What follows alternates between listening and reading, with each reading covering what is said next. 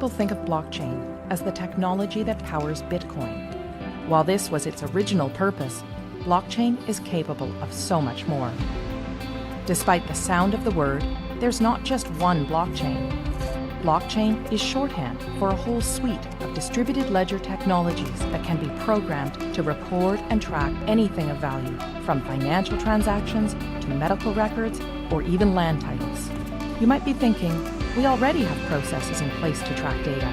What's so special about blockchain? Let's break down the reasons why blockchain technology stands to revolutionize the way we interact with each other. Reason number one, the way it tracks and stores data. Blockchain stores information in batches called blocks that are linked together in a chronological fashion to form a continuous line, metaphorically, a chain of blocks. If you make a change to the information recorded in a particular block, you don't rewrite it. Instead, the change is stored in a new block, showing that X changed to Y at a particular date and time. Sound familiar? That's because blockchain is based on the centuries-old method of the general financial ledger. It's a non-destructive way to track data changes over time. Here's one example. Let's say there was a dispute between Anne and her brother Steve over who owns a piece of land that's been in the family for years. Because blockchain technology uses the ledger method, there is an entry in the ledger showing that Adam first owned the property in 1900.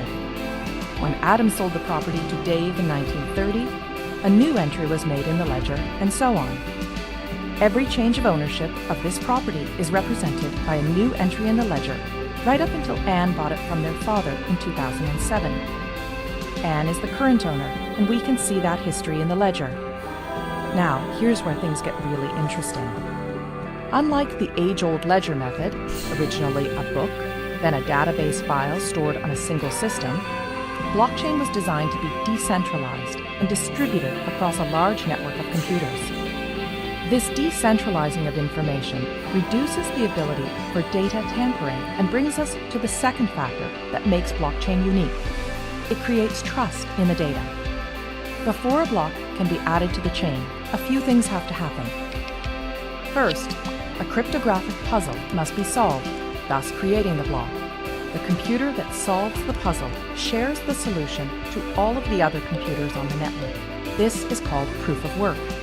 The network will then verify this proof of work, and if correct, the block will be added to the chain.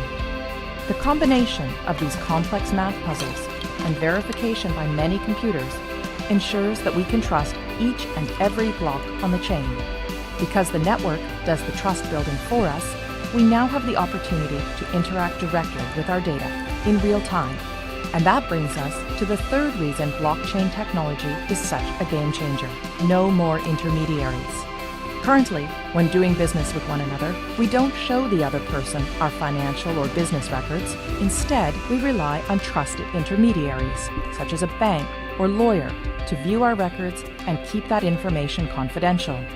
These intermediaries build trust between the parties and are able to verify, for example, that, yes, Anne is the rightful owner of this land. This approach limits exposure and risk, but also adds another step to the exchange, which means more time and money spent. If Anne's land title information was stored in a blockchain, she could cut out the middleman, her lawyer, who would ordinarily confirm her information with Steve.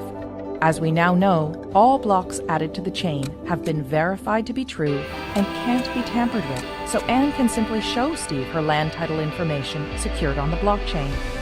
Anne would save considerable time and money by cutting out the middleman. This type of trusted peer-to-peer interaction with our data can revolutionize the way we access, verify, and transact with one another. And because blockchain is a type of technology and not a single network, it can be implemented in many different ways. Some blockchains can be completely public and open to everyone to view and access. Others can be closed to a select group of authorized users, such as your company, a group of banks, or government agencies. And there are hybrid public-private blockchains too.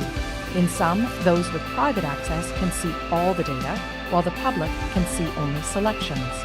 In others, everyone can see all the data, but only some people have access to add new data. A government, for example, could use a hybrid system to record the boundaries of Anne's property and the fact that she owns it while keeping her personal information private. Or it could allow everyone to view property records but reserve to itself the exclusive right to update them. It is the combination of all these factors, decentralizing of the data, building trust in the data, and allowing us to interact directly with one another and the data that gives blockchain technology the potential to underpin many of the ways we interact with one another. But, much like the rise of the internet, this technology will bring with it all kinds of complex policy questions around governance, international law, security, and economics.